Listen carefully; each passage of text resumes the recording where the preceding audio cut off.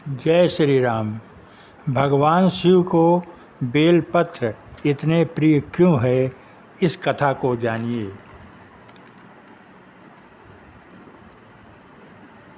नारद जी एक बार भोलेनाथ की स्तुति कर पूछा, हे प्रभु, आपको प्रसन्न करने के लिए सबसे उत्तम और सुलभ साधन क्या है। हे त्रिलोकीनाथ, आप तो निर्विकार और निष्काम हैं, आप सहज ही प्रसन्न हो जाते हैं। फिर भी मेरी जानने की इच्छा है कि आपको कौन सी चीज़ प्रिय है। शिव जी बोले, नारद जी, वैसे तो मुझे भक्त के भाव सबसे प्रिय हैं, फिर भी आपने पूछा है तो बताता हूँ। मुझे जल के साथ साथ बेलपत्र बहुत प्रिय हैं। जो अखंड बिल्वपत्र मुझे श्रद्धा से अर्पित करता है, मैं उन्हें अपने लोक में स्थान देता हूँ। नारद जी भगवान शंकर और माता पार्वती की वंदना कर अपने लोक को चले गए। उनके जाने के पश्चात पार्वती जी ने शिव जी से पूछा कि हे प्रभु, मेरी यह जानने की बड़ी इच्छा हो रही है कि आपको बेलपत्र इतने प्रिय क्यों है। कृपा करके मेरी जिज्ञासा को शांत करें।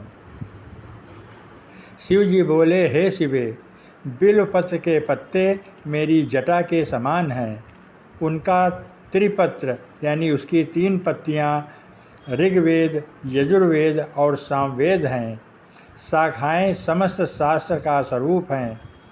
बिल्व वृक्ष को आप पृथ्वी का कल्प वृक्ष समझें, जो ब्रह्मा विष्णु शिव जी का स्वरूप है।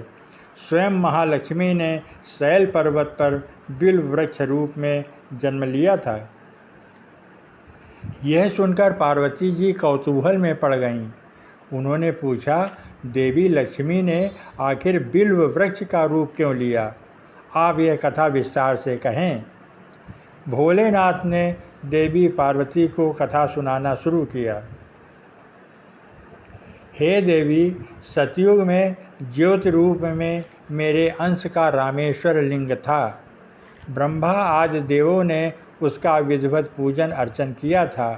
फलतः मेरे अनुग्रह से वाग देवी सबकी प्रिया हो गईं।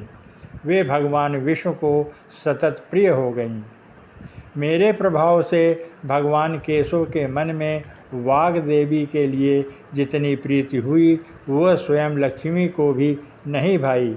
अतः लक्ष्मी देवी चिंतित और रुष्ट होकर परम उत्तम श्री शैल पर्वत पर चली गईं। वहाँ उन्होंने मेरे लिंग विग्रह की उग्र तपस्या प्रारंभ कर दिया। हे परमेश्वरी, कुछ समय बाद महालक्ष्मी जी ने मेरे लिंग विग्रह से थोड़ा ऊर्ध्व में एक वृक्ष का रूप धारण कर लिया और अपने पत्र पुष्प द्वारा निरंतर मेरा पूजन करने लगीं। इस तरह उन्होंने कोटि वर्ष 1 करोड़ वर्ष तक आराधना की। अंततः उन्हें मेरा अनुग्रह प्राप्त हुआ। महालक्ष्मी ने मांगा कि श्री हरि के हृदय में मेरे प्रभाव से वाग देवी के लिए जो स्नेह हुआ है वह समाप्त हो जाए। शिव जी बोले, मैंने महालक्ष्मी को समझाया कि श्री हरि के हृदय में आपके अतिरिक्त किसी और के लिए कोई प्रेम नहीं है। वाग देवी के प्रति तो उनकी श्रद्धा है। यह सुनकर लक्ष्मी जी प्रसन्न हो गईं और पुनः श्री विष्णु के हृदय में स्थित होकर निरंतर उनके साथ विहार करने लगीं। हे पार्वती, महालक्ष्मी के हृदय का एक बड़ा विकार इस प्रकार दूर हुआ था। इस कारण हरिप्रिया उसी वृक्ष रूप में सर्वदा अतिशय भक्त से भरकर यत्नपूर्वक मेरी पूजा करने लगीं। बिल्व इस कारण मुझे बहुत प्रिय है और मैं बिल्व वृक्ष का आश्रय लेकर रहता हूँ। बिल्व वृक्ष को सदा सर्वतीर्थमय एवं सर्वदेवमय मानना चाहिए, इसमें तनिक भी संदेह नहीं है।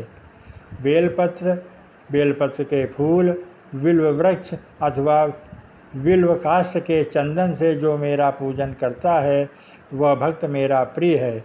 बिल्व वृक्ष को शिव के समान ही समझो, वह मेरा शरीर है। जो बिल्व पत्र पर चंदन से मेरा नाम अंकित करके मुझे अर्पण करता है, मैं उसे सभी पापों से मुक्त करके अपने लोक में स्थान देता हूँ। उस व्यक्ति को स्वयं लक्ष्मी जी नमस्कार करती हैं। जय श्री राम, जय श्री राम।